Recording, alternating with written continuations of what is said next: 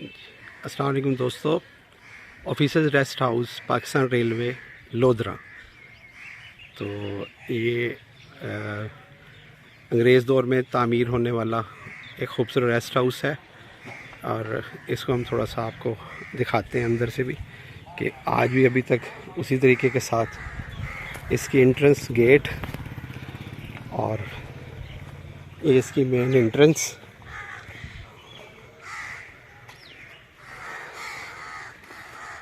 Rest house में अंदर आकर सामने देखेंगे तो एक और गेट है, उसके साथ एक पुरानी बिल्डिंग है और ये आपके सामने एक छोटी सी, इसे कह लें कि चबूतरा सा, शायद उस वक्त ऑफिसर्स को सलामी देने के लिए ये चबूतरा बनाया गया होगा। और चारों तरफ से यानी कि इसकी फ्रंट साइड फिर उधर से, लेकिन ये बिल्डिंग एज इट इज़ बिल्कुल वैसी की वैसी ही है। और ये देखें, ये चबूतरा बिल्कुल वैसे का वैसा है। इधर हम आ जाए तो बहुत ही पुराना एक फव्वारा है।